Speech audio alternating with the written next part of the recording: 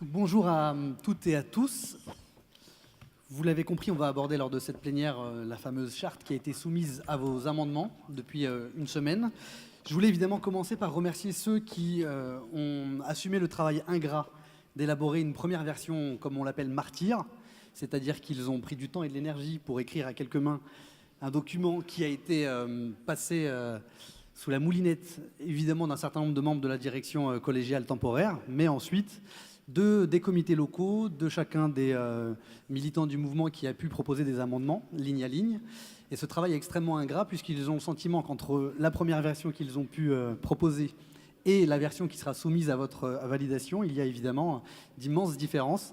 Et ce travail préliminaire de rédaction est souvent un travail extrêmement ingrat. Donc merci à eux. Je cite particulièrement Michel Pouzol, qui anime brillamment notre journée, et Adrien Bureau, qui est là, et qui a énormément travaillé à la rédaction, notamment du préambule, qui, comme vous le savez, n'est pas la partie la plus évidente. Donc je le rappelais, la charte a été soumise aux amendements des adhérents, des militants. Elle a été soumise le 24 novembre. Déjà, je vous demande, pour l'ensemble de la plénière que nous allons animer, évidemment votre compréhension, votre patience. La qualité du travail que nous avons pu élaborer est dépendante du temps et de l'énergie que nous avons pu y consacrer. Nous sommes un mouvement jeune qui apprend notamment l'horizontalité, la démocratie qui associe et les adhérents sur le terrain et les mouvements, les comités locaux. Donc forcément, la durée d'amendement disponible pour les adhérents n'a pas été aussi importante que nous l'aurions souhaité. La charte a été transmise à tous les adhérents le 24 novembre et la fin des amendements a été enregistrée le 30 novembre. Vous imaginez que depuis... Je fais un amendement.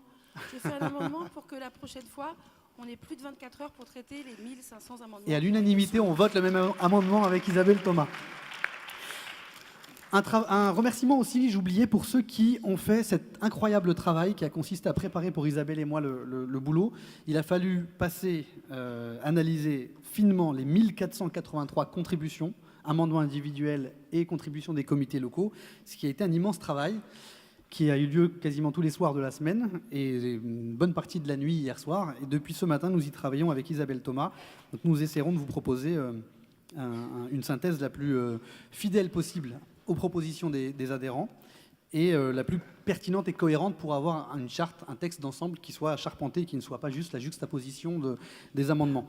Je vous disais 1483 contributions. Pour 70% d'entre elles, ce sont des contributions individuelles et pour 30% d'entre elles, des contributions collectives proposées officiellement par les comités locaux. Peut-être un petit mot particulier avant d'attaquer le texte et la méthode. Isabelle va dire un mot sur la méthode. Comment est-ce qu'on a fait le tri entre ces milliers d'amendements ? Ça n'a pas été évident, elle en dira un petit mot dans le détail, mais une attention particulière a été portée puisqu'elle s'est beaucoup remontée, notamment du comité qui s'occupe de l'égalité entre les femmes et les hommes, pour faire en sorte que cette charte, dans sa formulation, dans son texte, comme dans le contenu des propositions qu'elle porte, intègre de la première à la dernière ligne la préoccupation d'égalité entre les femmes et les hommes. Nous avons tenté d'être à la hauteur, j'espère que vous serez satisfait du résultat. À toi Isabelle.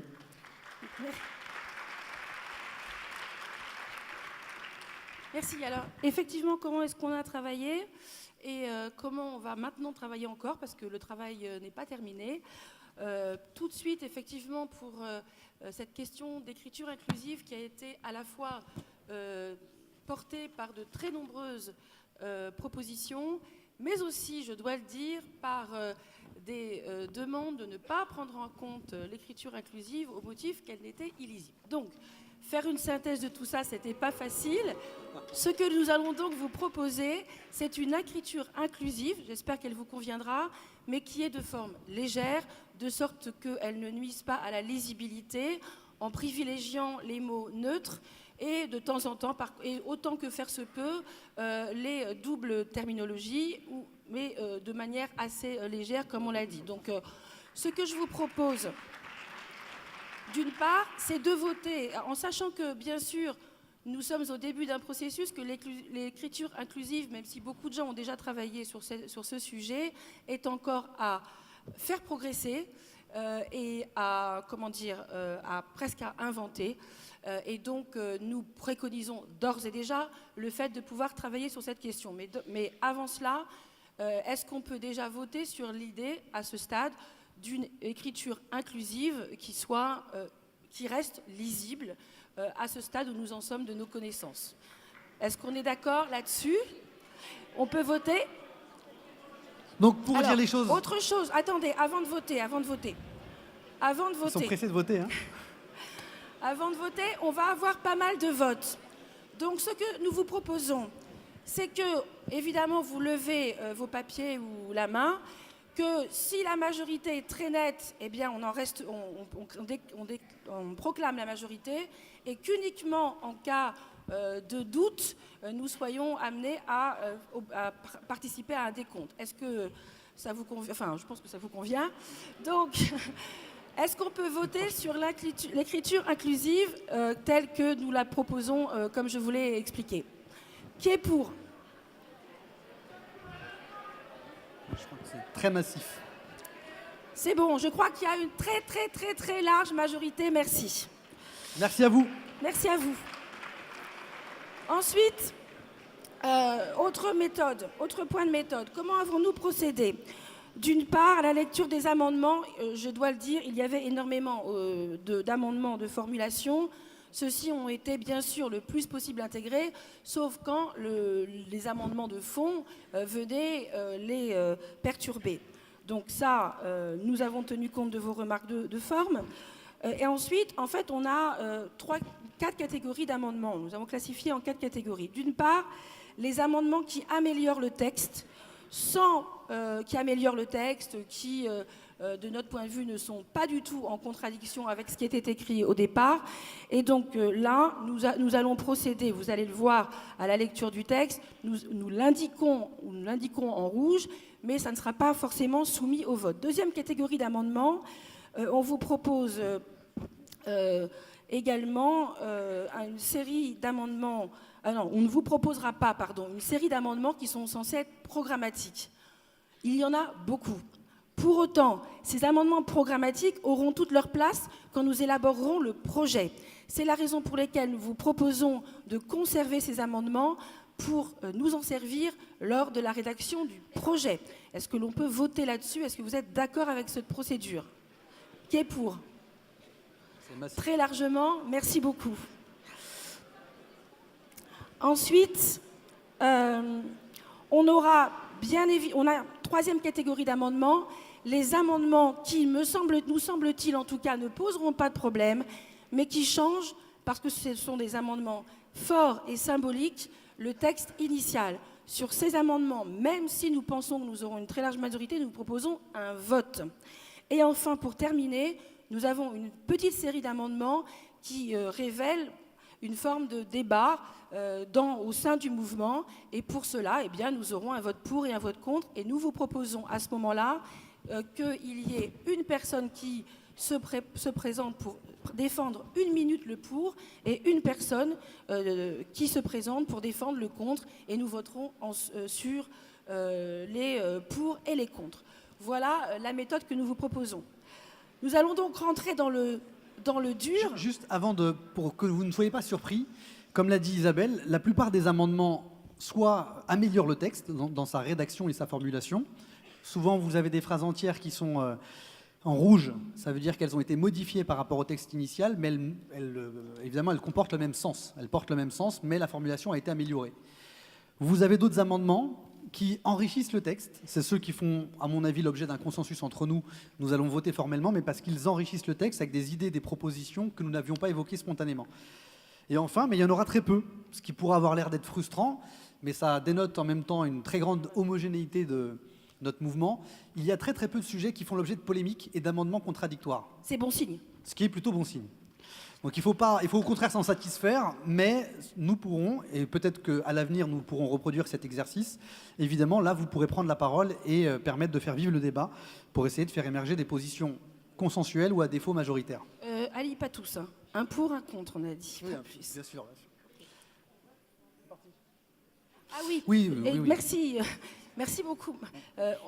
J'oubliais de préciser qu'on vote ici, mais que nous avons des amis du mouvement qui sont dans d'autres amphis Évidemment, ils voteront également et on doit nous faire remonter normalement les résultats parce que là... Voilà Arash qui nous fait remonter les Arash résultats. nous fera remonter les Et salutations à nos amis qui sont pas dans la malheureusement salle pas mais qui sont avec nous aujourd'hui. Bon, vous l'aurez compris, on va procéder donc à une lecture commentée du texte.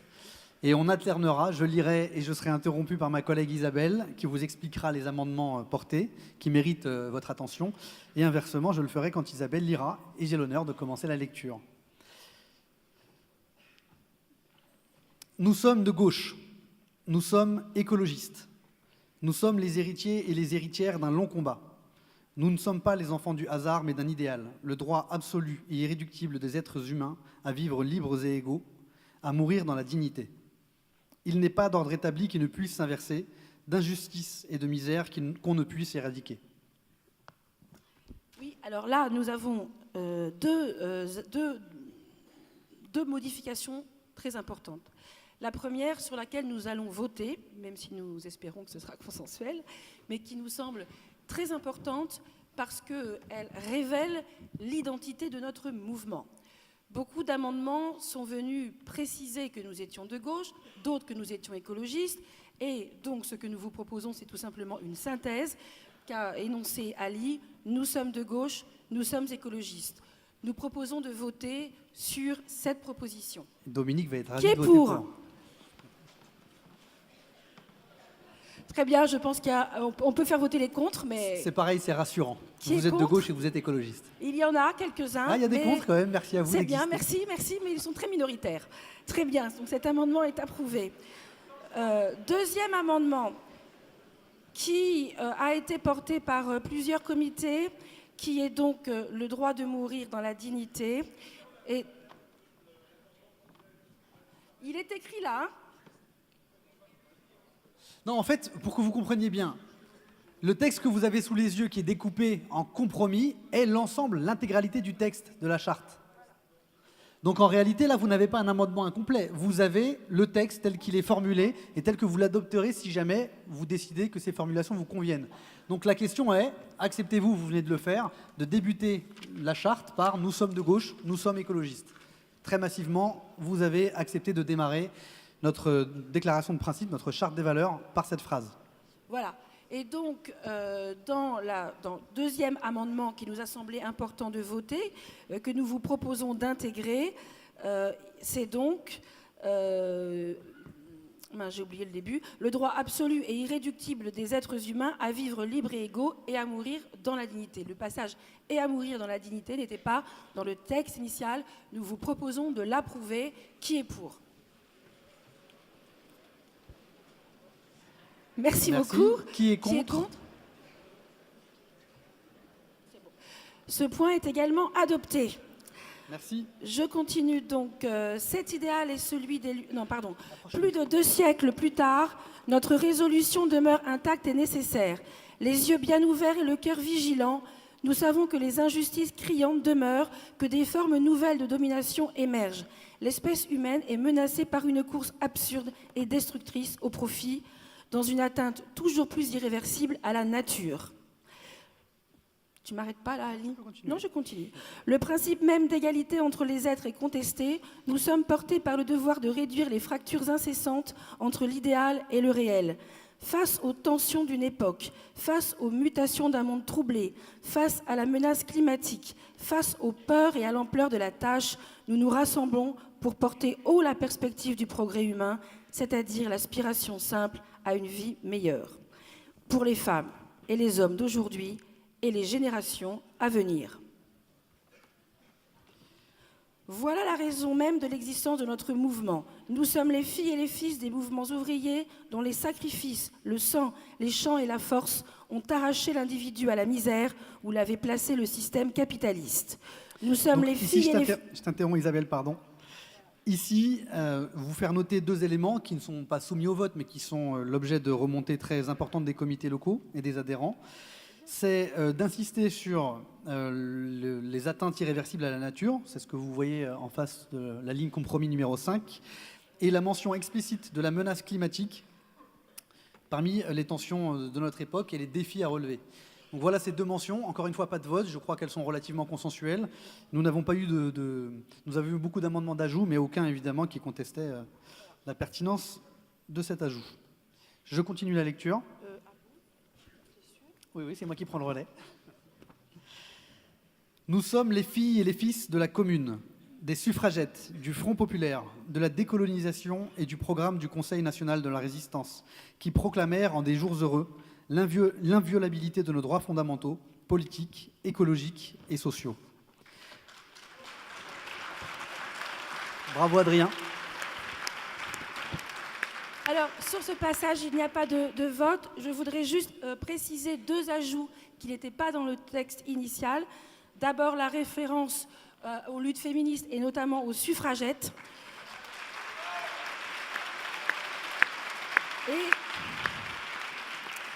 Et également aux luttes pour la décolonisation.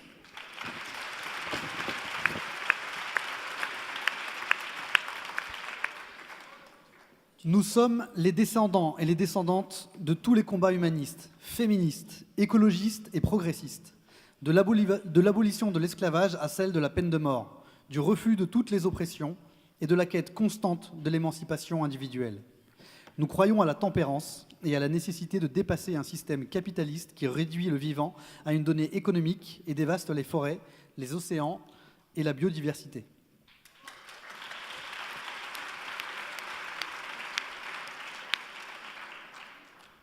Et là, je pense que la salle va applaudir particulièrement fort par endroits.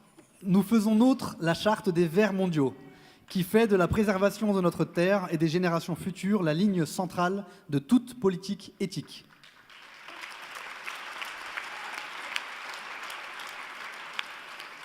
Nous nous inscrivons dans la tradition des combats ouverts à Porto Alegre en 1994 en faveur d'une mondialisation bienveillante, opposée à la dictature du libre-échange et de la financiarisation de l'économie.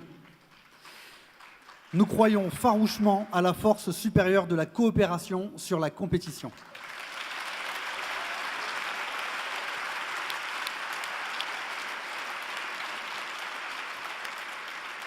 Nous sommes enfin de tous ceux et de toutes celles qui, en France et dans le monde, pensent, imaginent et agissent contre un système néolibéral qui accroît sans cesse la pauvreté, les inégalités et la violence.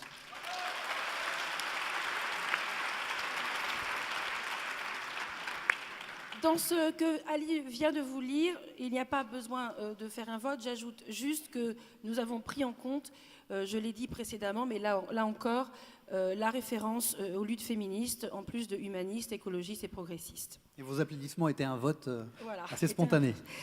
Ensuite, à tous ceux et toutes celles qui confisquent le pouvoir, qui refusent obstinément de faire confiance aux citoyens et citoyennes, parce que le monde serait devenu trop complexe, qui rêvent d'un monde élitiste et oligarchique, nous rappelons qu'il n'est de souveraineté que dans le peuple et qu'il n'est pas de démocratie sans lui.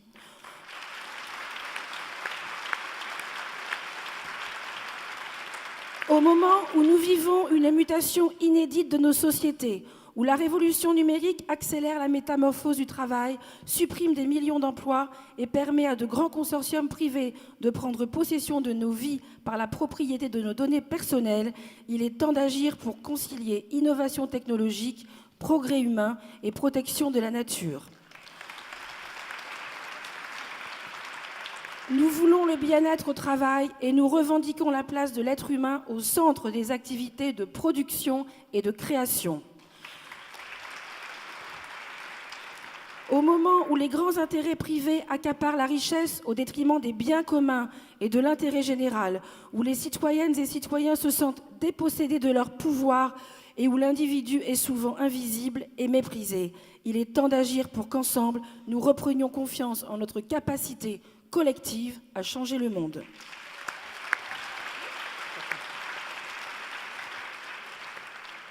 Notre volonté est immense. Nous savons qu'il n'est pas d'ordre établi, d'injustices immuables, de misère que l'on ne peut abolir. Jamais sans doute autant de citoyens et citoyennes n'ont exprimé le besoin de vivre en harmonie avec leur environnement, d'éradiquer la pauvreté, de créer des solidarités nouvelles, de dépasser enfin le consumérisme et le productivisme, d'en finir avec la concurrence pour aller vers la coopération, la réussite de toutes et tous et l'épanouissement de chacun. Pour toutes les générations présentes et futures, c'est notre responsabilité, notre engagement et la société à laquelle nous aspirons.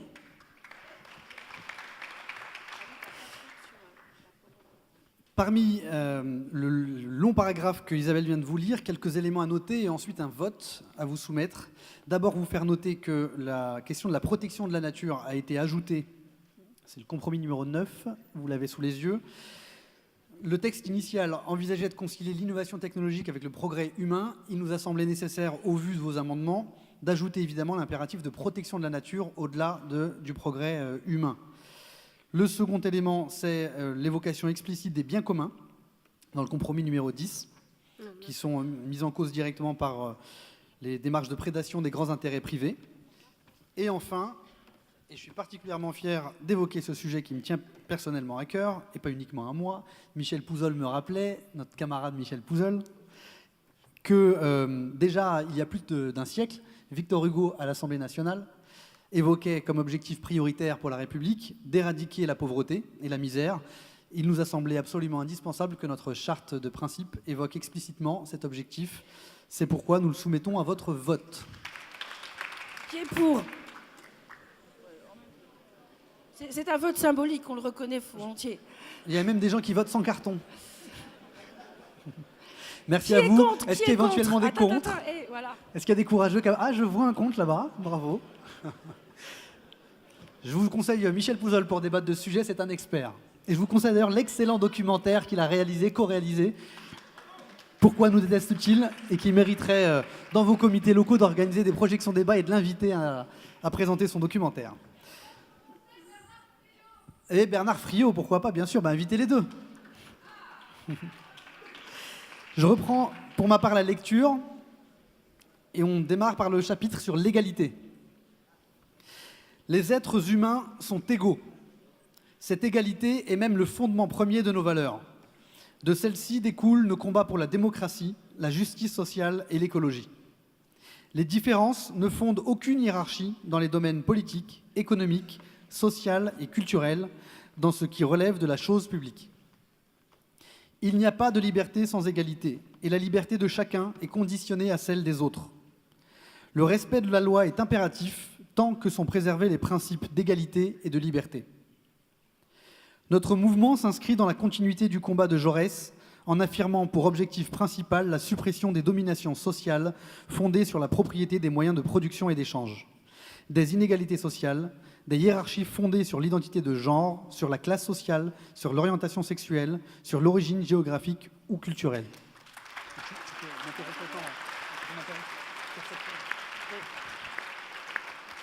Dans ce passage, en dehors du compromis, je crois que c'est 12 qui reformule la question épineuse de la confrontation entre liberté et égalité, il y a une proposition qui nous a semblé important d'intégrer, c'est la question de l'orientation sexuelle qui a donc été rajoutée dans le compromis 14.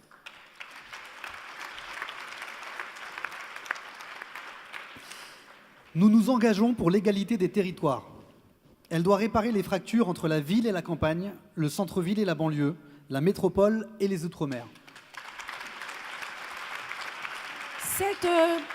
Ce compromis aussi, cet amendement qui est issu d'un compromis de plusieurs amendements, plus exactement, a été intégré. Il ne figurait pas dans le texte initial. Je crois qu'il n'est pas besoin d'en disserter et que vos applaudissements valent approbation. Aucune émancipation n'est possible si elle est fondée sur la compétition et la concurrence en tant que valeur. Elles ne sont que des masques usés qui cachent l'inégalité réelle au nom d'une chimérique égalité des chances. Guillaume Ballas, qui tenait à cette phrase, sera ravi de vos applaudissements. Voilà pourquoi le mouvement se bat pour une société basée sur le principe de coopération entre égales et égaux, ou pour tout ce qui relève de l'activité collective. L'égalité des droits et des devoirs entre citoyens et citoyennes doit être entière.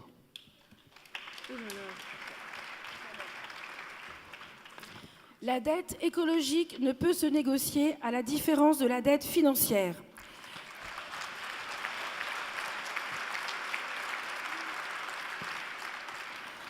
La première ne peut pas être subordonnée au remboursement de la seconde.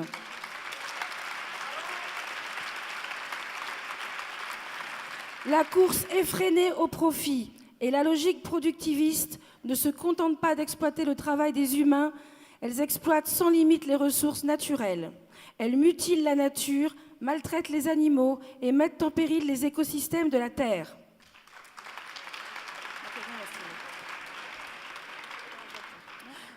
Non, mais je peux commenter si tu veux. Sur ce paragraphe, juste noter deux éléments qui ont été ajoutés, dont l'un peut faire l'objet d'un vote. La course effrénée au profit, la logique productiviste, il y a eu là une reformulation par rapport au texte d'origine, l'idée étant à la fois de condamner parmi les éléments qui justifient ou qui ont comme pour conséquence l'exploitation des êtres humains et la consommation des ressources naturelles, évidemment la course effrénée au profit qui caractérise le système capitaliste, mais également l'ensemble des systèmes dont la logique est productiviste.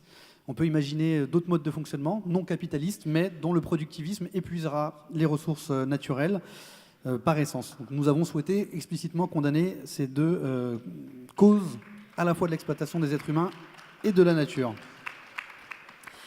Dans la seconde phrase, vous aurez noté l'ajout de la question du bien-être animal et du refus, dans les logiques de production actuelles, de tout ce qui concourt à maltraiter les animaux. Vos applaudissements peuvent faire office de plébiscite, mais étant donné qu'il s'agit d'un ajout formel au texte, ce sujet n'ayant pas été évoqué explicitement, je vous propose qu'on procède à un vote formel pour que notre mouvement valide le fait que la maltraitance animale fait partie de ses priorités. La question, c'est maltraite les animaux. L'ajout maltraite les animaux. Est-ce que cet ajout, ce sujet, vous convient? Manifestement, c'est le cas. Y a-t-il des oppositions? Je en vois très très peu. J'en vois 2, 3, 4. On garde, donc. Je continue. Il y a des abstentions, peut-être, oui?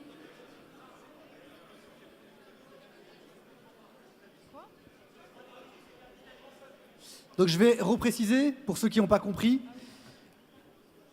sur la logique productiviste. Je disais, on peut imaginer, je ne vais pas citer les modèles qui ont coexisté au sein du XXe siècle, mais on peut imaginer un système, par exemple, communiste, qui partage la propriété des moyens de production, de la terre, mais qui se donne comme objectif de produire à outrance, de produire pour produire, et qui épuise les ressources naturelles. Donc le productivisme n'est pas la caractéristique unique du système capitaliste, il peut également caractériser d'autres modes de production, et dès lors, tous ceux qui revendiqueront le productivisme et qui érigeront le productivisme comme un objectif en soi seront condamnés par notre mouvement. Je peux poursuivre la lecture? Ah, vous voulez voter là-dessus? Ah, parce que c'est marqué, d'accord, bah c'est de ma faute. Toutes mes excuses, votons. Plus on vote, mieux je me porte. Est-ce que vous validez... Ah. Est-ce que vous voulez ajouter la mention au terme capitaliste? C'est ça la question que vous voulez que nous soumettions au vote? La question est, vu comment, parce que là, en fait, on a dû mal réécrire, mais bon, on n'a pas le même texte sous les yeux, c'est pour ça. En fait, l'idée, c'est qu'au départ, il y avait juste capitalisme. Et on s'est dit que dans d'autres régimes, par exemple, le régime soviétique... C'est moi qui fais cette version-là. Ok. S'il vous plaît, pour qu'on puisse entendre éventuellement ceux qui portent une proposition de soumission au vote, merci de vous approcher, comme ça on vous donne le micro 1 minute et tout le monde vous entendra. En fait, la question, c'était est-ce qu'on vote pour productiviste ou capitaliste? C'est ça? Ou les deux? Oui, c'est ça. Nous, ce qu'on propose, mais la formulation est peut-être pas claire, donc je vais repréciser. Non, mais ils veulent pas... Non, quand on évoque la course effrénée au profit, pour nous... Écoutez. Les amis, si vous voulez qu'on progresse et qu'on soumette quelque chose qui fera l'unanimité au vote, il faut qu'on soit bien clair sur les questions et sur le travail de formulation qui a été fait par les camarades qui ont synthétisé les amendements. En évoquant la course effrénée au profit, elle caractérise, aux yeux de ceux qui ont proposé cet amendement, elle caractérise le capitalisme, le système capitaliste. On est d'accord? Si vous voulez évoquer explicitement en ajoutant le mot capitaliste à la phrase, c'est un amendement à l'amendement. Bon, on va voter sur le vote. On va voter sur le vote. C'est pas grave. Donc, pour définitivement lever les éventuels malentendus, ce que nous vous proposons de voter, c'est la formulation avec la course effrénée au profit et la logique productiviste. Cette formulation, évidemment, condamnant le capitalisme de facto. Merci de vos votes. Formidable. C'est peut-être l'amendement le mieux voté. Du coup, on ne sait plus où on en était dans la lecture. Tu continues la lecture d'ailleurs. Nous croyons au progrès de la science et à la conquête du bien-être universel dès lors que ces avancées s'effectuent dans la connaissance et le respect de la nature. Nous rejetons la religion de la croissance matérielle sans fin comme indicateur universel du bien-être. Et là, on s'interrompt. Nous lui opposons... Ah, tu m'arrêtes. Alors là, c'est subtil également, hein. Je vous demande de vous concentrer. Le texte initial condamnait la religion de la croissance matérielle, tout court. Un certain nombre d'amendements visaient à ajouter la formulation sans fin, et plusieurs amendements. C'est pour ça que nous avons choisi de retenir et de soumettre à votre vote cette formulation. Dans l'esprit, j'imagine, de ceux qui proposent cette formulation, il s'agit de ne pas condamner la croissance matérielle en tant que telle. L'objet de ce paragraphe, c'est davantage de condamner les indicateurs de mesure de la prospérité et du bien-être humain. C'est pour ça que le paragraphe suivant évoque ceux que nous défenderions en dehors de la question de la mesure de la croissance du PIB. Vous l'avez sous les yeux, donc vous avez fait, j'imagine, le lien avec le paragraphe suivant. Donc la question qui se pose à vous, c'est souhaitez-vous conserver la formule « Nous rejetons la religion de la croissance matérielle sans fin comme indicateur universel du bien-être » ou souhaitez-vous retirer le sans fin? Je vous propose la formulation actuelle. Si les amendements proposés par les comités locaux qui consistent à ajouter sans fin ne vous troublent pas, je vous invite à voter pour. S'ils vous troublent, vous pourrez voter contre et retirer de facto le sans fin. Qui est pour? Qui est pour? Majoritaire. Très très nettement majoritaire, donc c'est maintenu en l'état. Qui est contre? Qui est contre? Donc il y a quand même un petit débat qui ne me surprend pas. Nous devons avoir un quart de la salle qui est contre l'ajout de ce qualificatif à l'arrêt de la croissance matérielle. Et donc, pour Elle est répondre, approuvée. nous lui opposons... Ah, vous voulez abstention, c'est ça? Non, c'est contre. Ah bon?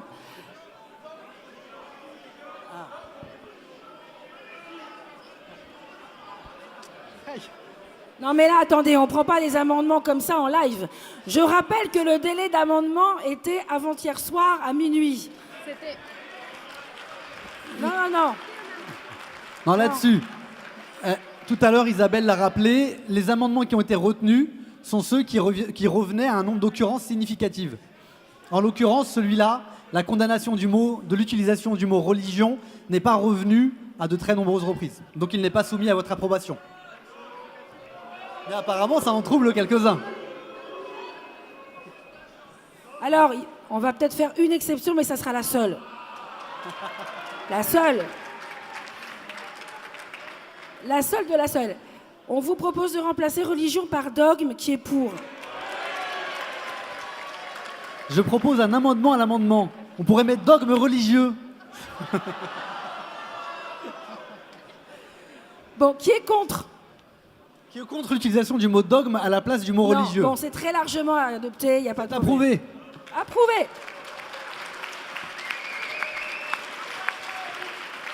Approuvé. Je poursuis. Donc, nous lui opposons. Je rappelle qu'on parlait des indicateurs, de la croissance comme indicateur. Donc, nous lui opposons à cet indicateur des indicateurs de développement et d'émancipation qui s'affranchissent de la mesure du PIB pour intégrer l'exigence de la transition écologique, de la bonne santé des humains et du monde vivant, de la biosphère, de l'éducation et de la culture. Nous défendons la reconnaissance par la France, l'Europe et la communauté internationale des biens communs, l'eau, l'air, les sols, la forêt, les océans, la biodiversité, patrimoine qu'il faut protéger, restaurer et gérer collectivement pour permettre à l'humanité de retrouver l'harmonie avec son milieu. J'interromps Isabelle un instant, puisqu'il y a encore beaucoup de lecture après, pour noter 2 éléments nouveaux qui sont ajoutés au texte sur ce paragraphe. D'abord, la mention des sols parmi les biens communs. Ce n'était pas le cas dans la version initiale.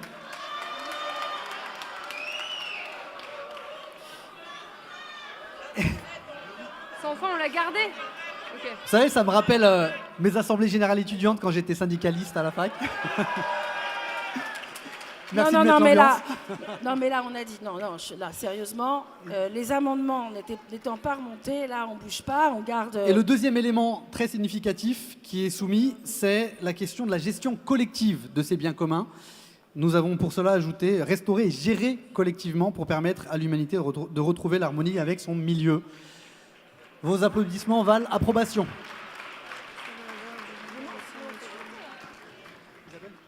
Nous savons la valeur de la terre, nous savons la valeur du vivant et des sols naturels dont la consommation par l'urbanisation spéculative et l'imperméabilisation galopante réduisent notamment le potentiel agricole. Loin d'une agriculture industrialisée et financiarisée, dont la rentabilité repose sur l'emploi exponentiel de produits chimiques aux effets délétères sur notre santé et celle des générations à venir, nous soutenons une agriculture paysanne et écologique relocalisée pour une production alimentaire, biologique, saine et durable.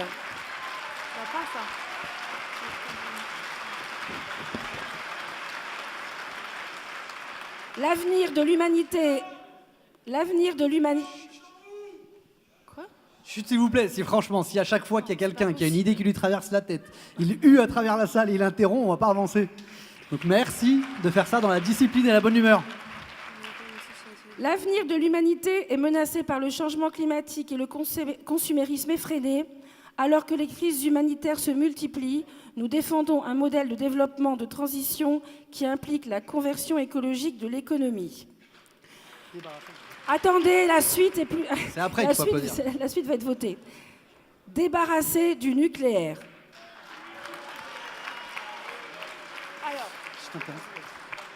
Vous l'aurez noté, un ajout a été apporté au texte qui, à mon avis, était un élément absolument essentiel qui devait figurer de façon indispensable dans la charte de notre mouvement. C'est la question de la sortie explicite du nucléaire. Donc les amendements sont remontés très nombreux sur ce sujet. Nous avons considéré que c'était le meilleur endroit pour l'intégrer. Il s'agit donc d'imaginer un modèle de développement et de transition totalement débarrassé du nucléaire. C'est un objectif, évidemment. Ce n'est pas forcément une mesure qui s'appliquera dès notre arrivée au pouvoir, puisque c'est l'objectif que nous nous fixons. Approuvez-vous, oui ou non, l'objectif de sortie du nucléaire ? Qui est pour ? Merci. Qui est contre ? Merci Adopté, très largement.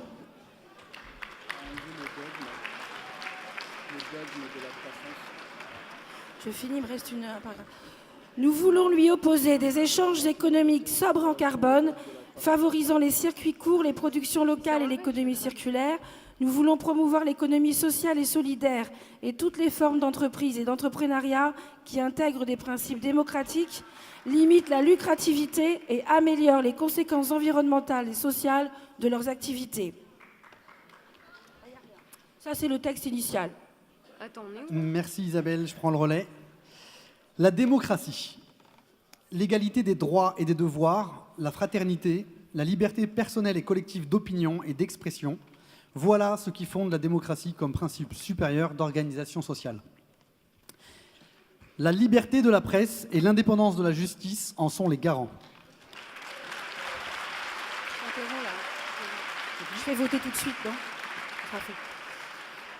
Ni la liberté de la presse, honte à nous, ni l'indépendance de la justice ne figurant dans la version initiale, nous vous proposons de voter ces ajouts. Qui est pour ? C'est très massif, merci à vous. Qui est contre ?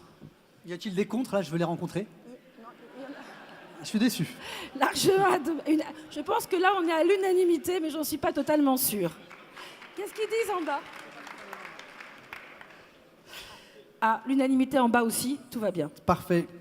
Dans le domaine des institutions, nous promouvons une démocratie représentative et participative, la séparation entre pouvoir législatif et exécutif, et non la prééminence de ce dernier.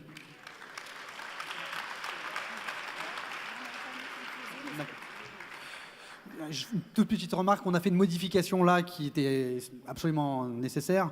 La version initiale évoquait la coopération entre pouvoir législatif et exécutif. On ne peut pas évoquer les Lumières en préambule et parler de coopération entre les pouvoirs. Donc nous, évidemment, nous changeons la formulation pour parler de séparation entre pouvoirs. Nous croyons en une république régie par la devise du gouvernement du peuple, par le peuple et pour le peuple. Nous croyons en l'intelligence collective et refusons toutes les formes de démocratie amoindrie qui subordonnent le destin de notre pays au génie d'un seul.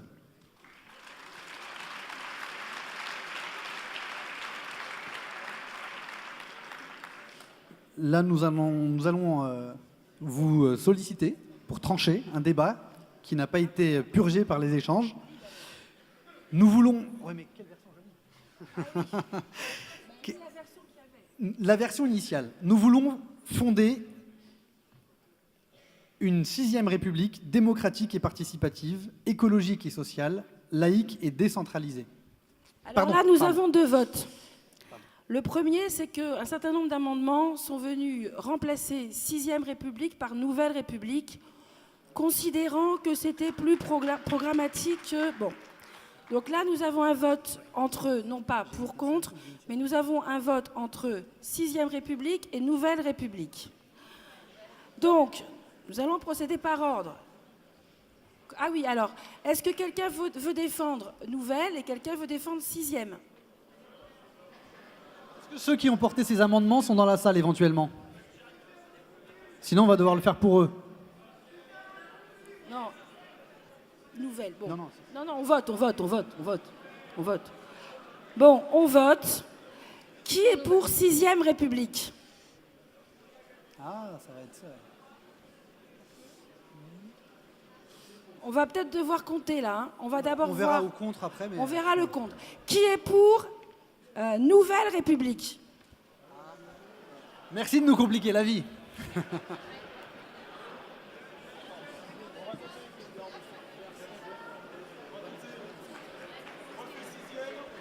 On va compter.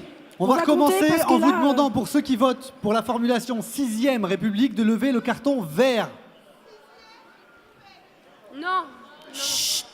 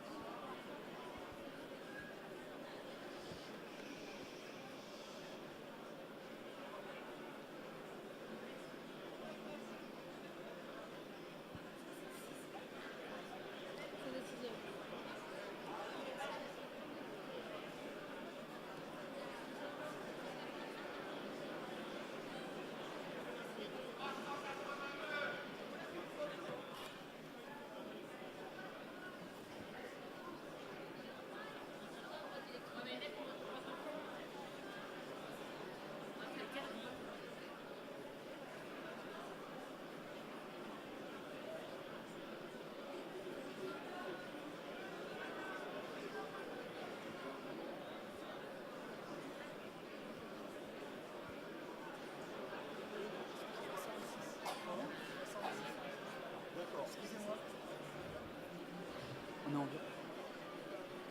en tout là. Dans le bas. À peu près, ouais. Maintenant, on va demander à ceux qui sont pour la formulation Nouvelle République de lever leur carton rose.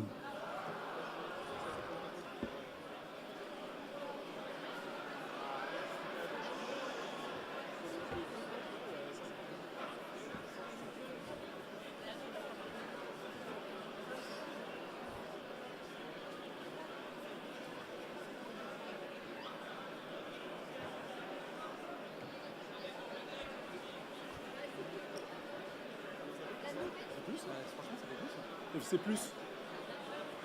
C'est plus. Il est où, H?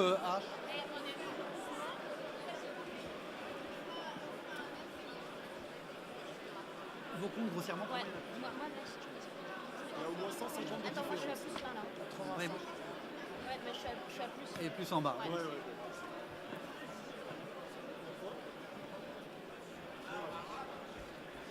On n'a pas eu de débat. On peut avoir un débat. Bah ouais, mais pas. Ouais, mais c'est trop tard. Les gens ont voté. Les gens ont voté malheureusement. Mais oui. Bon, vous pouvez baisser le bras. D'une courte tête, et pas à égalité, mais d'une courte tête, c'est Nouvelle République qui l'emporte.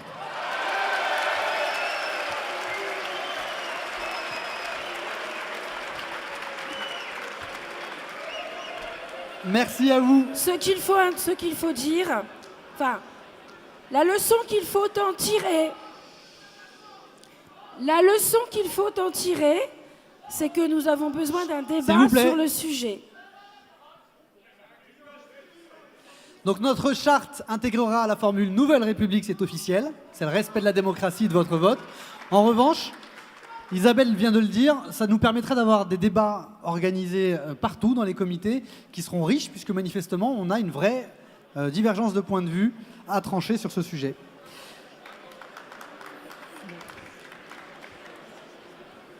Alors là, on va vraiment demander des prises de parole pour le vote suivant. On ne va pas refaire ce qui vient d'être fait là, parce que je pense que si on avait eu des prises de parole, on aurait pu plus facilement procéder à une large majorité. Donc là, le deuxième vote, il est sur l'ajout de décentraliser, puisque, ou plus exactement, dans le texte initial, il était indiqué décentraliser, et nous avons eu des amendements pour supprimer décentraliser. Eh oui. Alors on pourrait vous faire les explications de vote, puisqu'on a eu le débat avec Isabelle. Moi je suis un jacobin patenté. Elle est bretonne, donc forcément un peu régionaliste. Mais on va plutôt vous proposer de donner la parole, s'ils sont dans la salle, à ceux qui ont proposé des amendements visant à retirer le terme décentralisé, ou d'autres au contraire qui souhaitaient renforcer l'aspect décentralisateur de notre République. Y a-t-il des rédacteurs de ces amendements dans la salle? Si ce n'est pas le cas, y a-t-il des spécialistes de ces questions qui voudraient exprimer l'un ou l'autre des points de vue? Alors, il y a bien... Je suis sûr que Pascal Cherki a un truc à dire là-dessus. Bon, alors, est-ce qu'il y a des prises de parole? Ah, il y en a une première, c'est Yves. Je crois qu'on a là un partisan de la République décentralisée. Y a-t-il un jacobin patenté dans la salle en dehors de moi? Ah, ou une jacobine. Encore mieux si c'est une jacobine. Je vois un jacobin, mais... Non, aucune main ne se lève. J'en ai deux, là. Eh, je vais faire quelque chose d'inacceptable. Ah, en haut. Si une dame veut prendre la parole, merci de nous rejoindre, parce que je vois plein de mains qui se lèvent, mais... Allez-y, rejoignez-nous.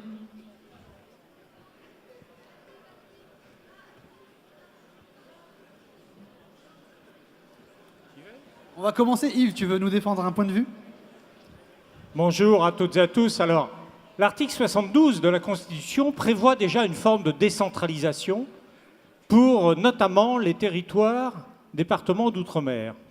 Qui pourrait demander qu'on revienne sur cette forme de décentralisation? Moi. Premier élément. Deuxième élément, c'est dire que tout doit être fait rigoureusement pareil dans tous les territoires, c'est nier totalement les réalités géographiques, culturelles, autres qui existent aujourd'hui.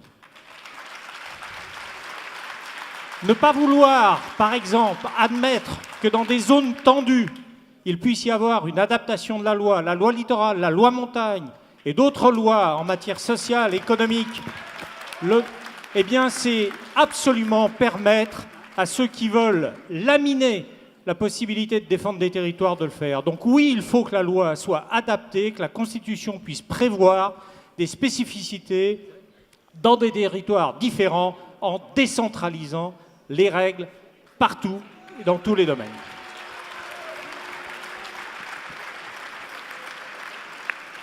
Alors, il y a un contre.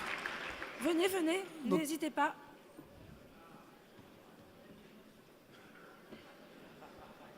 Très impressionnant. Bonsoir à tous, donc je vais juste vous expliquer en quoi je pense que ce n'est pas pertinent assez rapidement. Je ne suis pas factuellement opposé à toute mesure de décentralisation, mais je pense que c'est un inconvénient de lui donner une valeur normative.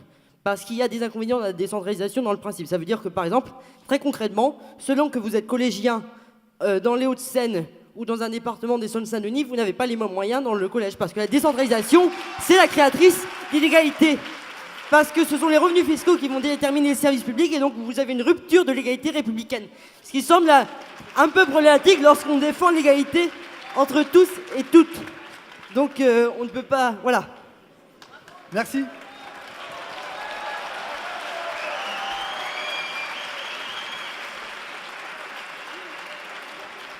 Bon, j'ai le sentiment qu'on va devoir compter de nouveau. Alors, procédons au vote. Allons-y. Alors, qui est pour le maintien de décentralisation dans le texte? Ah, c'est incroyable. On t'avait dit, hein. Merci. Vous pouvez baisser les bras. Qui est contre le maintien de décentralisation dans le texte? Bien, décentralisation est maintenue. Amis jacobins, nous sommes minoritaires. Là, c'est toujours moi. Le droit inaliénable à la sûreté et à la sécurité doit organiser la protection des citoyens et citoyennes tout en garantissant nos droits et libertés fondamentales. Qu'est-ce qu'il y a là? Bon, pendant qu'Isabelle se concentre, je corrige un élément qui n'a pas été intégré dans le texte et que quelqu'un a évoqué par ici en termes de féminisation et d'écriture inclusive. Un peu plus haut, nous évoquions la question de ne pas subordonner le destin de notre pays au génie d'un seul. Évidemment, on ajoutera « ou d'une seule ». Sur, non pas ce que vient de dire Ali, mais sur ce qui suit, c'est-à-dire le droit inaliénable à la sûreté, à la sécurité, cette notion n'avait pas été non plus prévue dans le texte initial. Il y a eu pas mal d'amendements pour l'intégrer. Bien sûr, nous proposons de l'intégrer comme suit, donc avec bien sûr la garantie des droits et libertés fondamentales. Je la relis. C'est pas bien écrit. Bon, alors...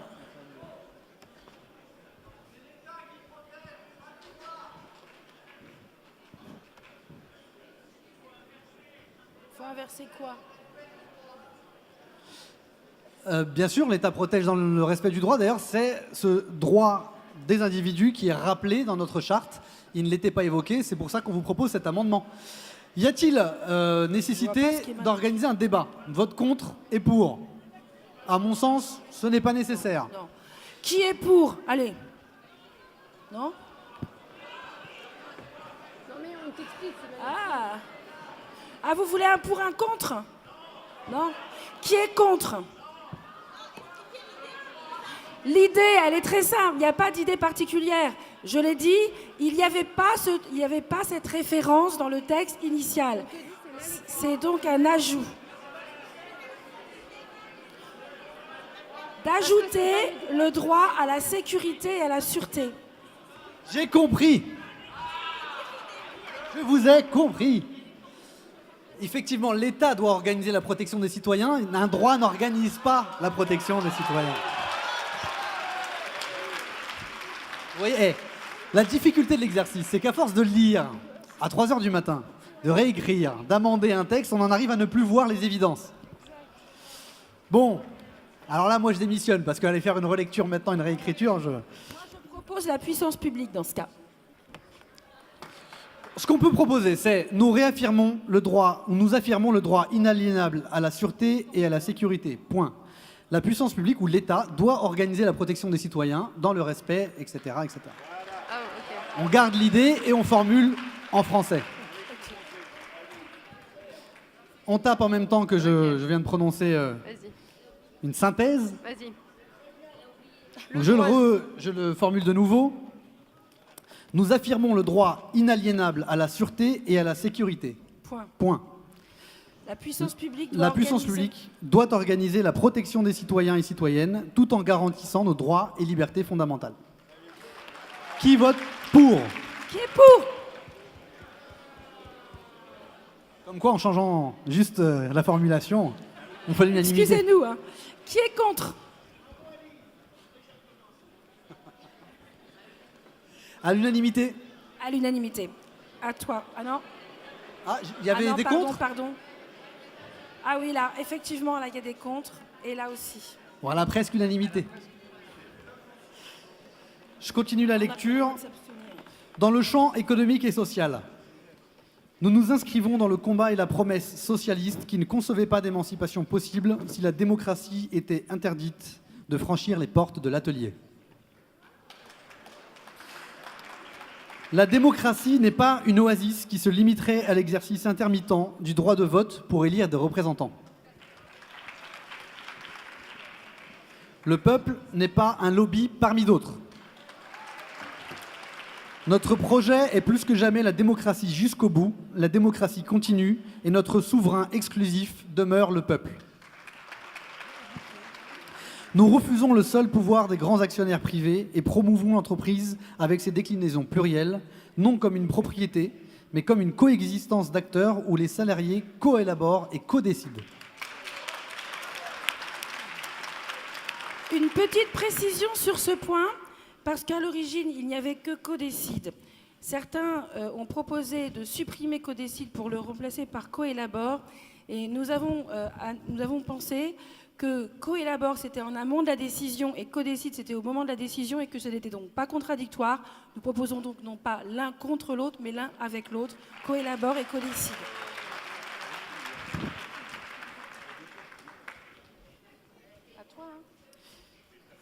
Oui. On me tire les oreilles parce qu'on dépasse le timing. Hein. On va essayer d'aller un peu plus vite. Nous promouvons le changement d'échelle de l'économie sociale et solidaire, modèle d'avenir des relations de production et d'échange. Nous combattons pour l'application des conventions internationales du travail, pour la liberté syndicale et pour des institutions représentatives du personnel. Ça aussi, c'est un ajout. Et donc, puisque c'est un ajout d'importance, je vous demande de le voter. Qui est pour? Merci. Qui est contre? Adopté. À suite. Le droit de chacun d'accéder librement à la culture est reconnu comme un droit démocratique. À voter. C'est également un ajout, donc je vous demande de le voter. Qui est pour? Merci. Qui est contre? Adopté. Allez. Continue. Bon, eh ben je continue. La justice et les solidarités. Nouveau titre. Nos sociétés sont traversées par des rapports de domination et d'exploitation.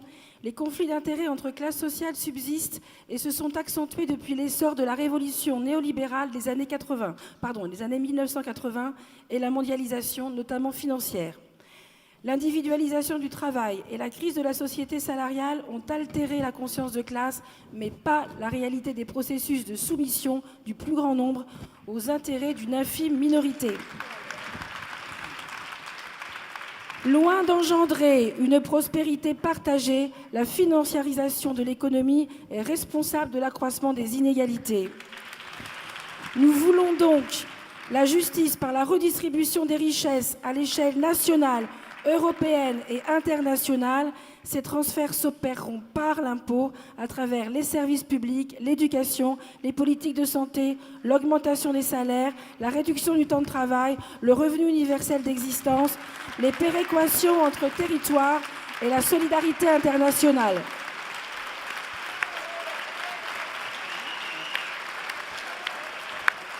Un mot, ou plutôt deux commentaires très rapides. Le titre, vous l'aurez noté, c'est enrichi. Il ne mentionnait que la justice sociale. Il mentionne dorénavant la justice sociale et les solidarités. Nous avons reçu des amendements en ce sens. Un amendement encore plus substantiel, et qui pour le coup est une faute lourde de la part des rédacteurs de la charte, c'est l'omission dans les transferts de richesses nécessaires pour assurer l'égalité de l'outil qu'est l'impôt. Évidemment, nous parlions des services publics, de l'éducation, les politiques de santé, mais pour financer tout cela, il faut lever l'impôt. Et donc, nous mentionnons explicitement l'impôt comme un outil de péréquation et de redistribution des richesses. Nous continuons la lecture. Vouloir la justice sociale ne se réduit pas à une meilleure redistribution des richesses. Il ne peut y avoir de république réalisée sans la certitude pour chacun d'échapper à toutes les formes de domination. En premier lieu, nous combattons pour l'égalité entre les femmes et les hommes dans le droit et dans les faits. Nous reprenons à notre compte l'engagement d'Aimé Césaire qui rappelait que le combat des travailleurs n'effaçait pas la persistance des discriminations fondées sur la couleur de peau. Cela est tout aussi vrai pour toutes les discriminations fondées sur la culture, la croyance, l'orientation sexuelle ou le handicap. Là aussi, c'est un ajout, mais je crois qu'il n'est pas nécessaire. Enfin, on peut voter. Bon, allez, on vote. Qui est pour l'ajout de handicap? Merci. Ouais, mais nous, on l'avait dit. Non, en fait, on Isabelle a mis Thomas a où? une excellente réponse là-dessus. On a déjà eu le débat. J'explique pourquoi s'il vous c'est plaît. pas et. J'explique pourquoi c'est pas et, parce qu'on n'est pas obligé d'avoir l'ensemble de ces difficultés pour pouvoir être protégé de toute discrimination. D'où le ou plutôt que le et. Notre combat pour la justice embrasse la lutte contre tous les processus de domination culturelle qui, à force de stéréotypes dégradants, refusent aux personnes discriminées la jouissance d'une citoyenneté pleine et entière. Voilà pourquoi nous prônons la laïcité telle qu'elle fut introduite en 1905, en séparant le religieux du politique et en assurant à chacun et chacune la liberté de ne pas croire ou de pratiquer le culte de son choix. Compte tenu du fait que cette phrase a été de manière importante réécrite, nous la soumettons au vote de cette Assemblée qui est pour la laïcité. Qui est contre? Merci beaucoup. Adopté.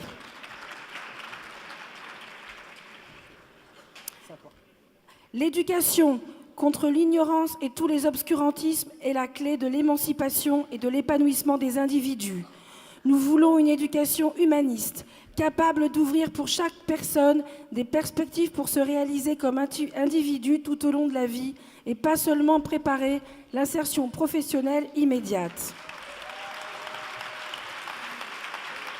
Nous défendons le vieux rêve de Victor Hugo de l'éradication de la pauvreté, un impératif moral, social et économique.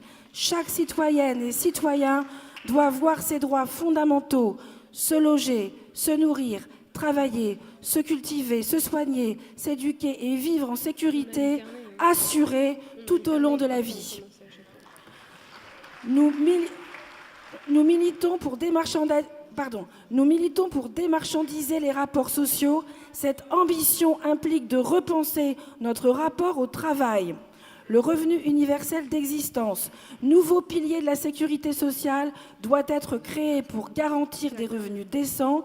Il assurera dignité et autonomie à chacune et chacun, permettant la création d'un rapport de force plus favorable entre travailleurs et employeurs.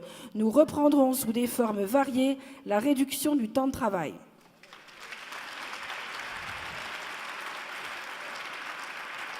Une seule remarque très rapide. Parmi les droits fondamentaux, un oubli s'était glissé dans le texte. Nous avons évidemment ajouté le droit au travail parmi les droits fondamentaux.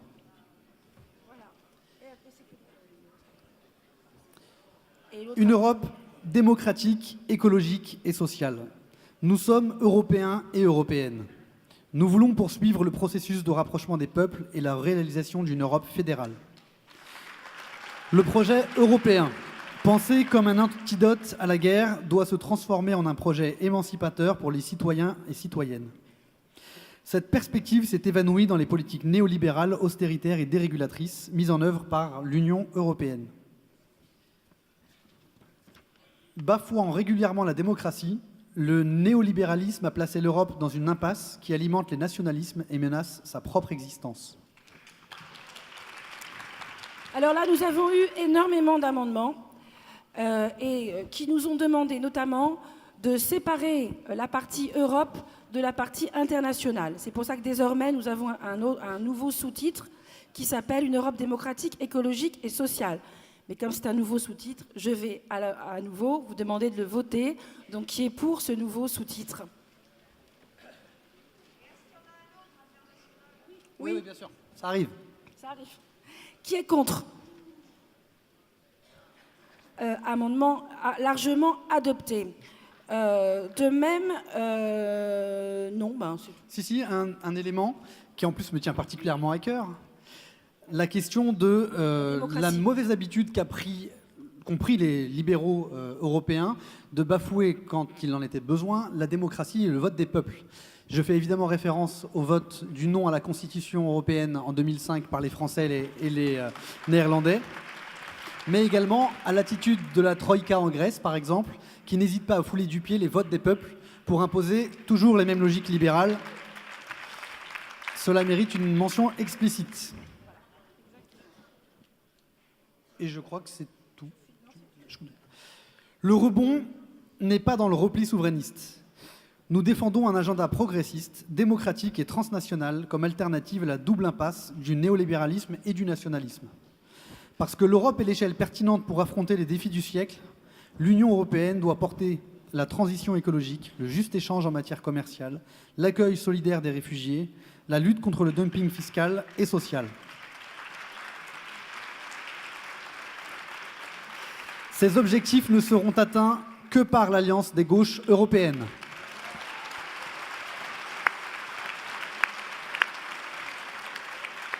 Tout ce paragraphe sur l'Europe ayant été profondément remanié, je vous propose de le voter globalement. Qui est pour? Merci. Qui est contre? Adopté. Merci beaucoup.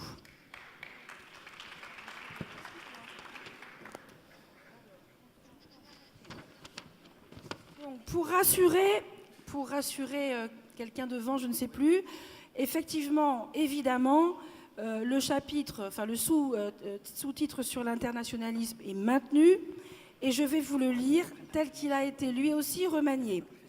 Nous voulons retrouver la ferveur des engagements internationalistes des femmes et des hommes qui ont fondé la gauche. Le premier des défis, c'est l'écologie, car c'est la survie de l'humanité qui est en jeu. Mais les défis sont nombreux. Celui de la paix dans un monde de plus en plus ravagé par les crises humanitaires, celui de la solidarité pour celles et ceux qui en sont victimes, celui de la défense des droits humains et de la démocratie, celui de la répartition des richesses pour des sociétés plus égalitaires. Dans un monde qui se complexifie, d'autres enjeux apparaissent comme ceux de la privatisation des données individuelles et de la neutralité du net ou encore de l'évasion fiscale.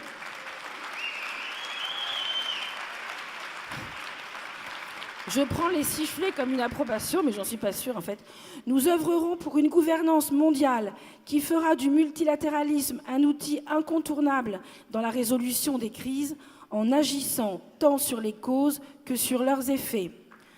Nous construirons des convergences avec tous les collectifs qui partagent nos valeurs, mouvements, partis, syndicats, associations, sociétés civiles en mouvement, réseaux aux échelles locales, nationales, européennes et mondiales. Avec eux, nous mènerons des combats communs pour promouvoir la démocratie, la justice sociale, l'écologie et la solidarité internationale. Parce que nous estimons que ce qui nous rassemble en tant qu'êtres humains est plus important que ce qui nous divise et que nous sommes toutes et tous embarqués dans un avenir commun, l'internationalisme est au cœur de nos valeurs.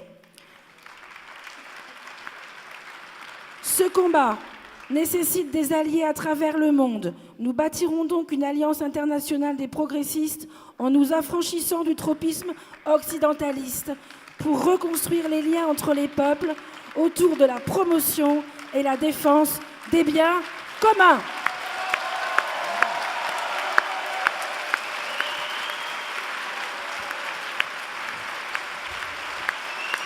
Je crois que vos applaudissements nourris sur le dernier paragraphe. Attendez, on n'a pas encore voté sur l'intégralité de la charte, on va le faire. Je tiens à remercier particulièrement pour ce dernier paragraphe, et vos applaudissements viennent de le confirmer, le travail de Roberto et Roxane, que je ne décrirai pas dans le détail ce travail, mais il a été acrobatique, et qui ont permis de produire un document de qualité. je reprends quelques éléments qui sont beaucoup remontés des comités et qu'ils ont réussi à synthétiser. D'abord, l'identité pacifiste de notre mouvement, l'attachement à la préservation des données personnelles et à la neutralité du net. Évidemment, notre combat pour un monde en paix, évidemment, et surtout la promotion du multilatéralisme. Et surtout, notre volonté, évidemment, Isabelle vient de conclure là-dessus, de réussir à établir, Benoît y travaille déjà, vous le savez, une alliance internationale des progressistes. J'espère qu'elle est en bonne voie, Benoît. En tout cas, c'est un horizon absolument indispensable si nous souhaitons aller vers un monde plus en paix et en sécurité. Nous allons donc procéder maintenant au vote de l'ensemble de la charte amendée par vos soins. C'est un moment solennel. C'est un moment solennel. Car qui adhère au mouvement adhère à la charte. Donc ce n'est pas un exercice anodin. Donc chers amis, chers camarades, chers copains, chers tous les qualificatifs qui nous permettront maintenant de nous qualifier les uns les autres, si vous vous reconnaissez dans la charte du mouvement proposée à votre vote, merci de lever le bulletin vert. Moi, j'ai pas de bulletin vert, mais on peut voter, on aura de vote, nous, quand même. Merci à vous. Merci beaucoup. La charte est adoptée. Largement adoptée. Félicitations.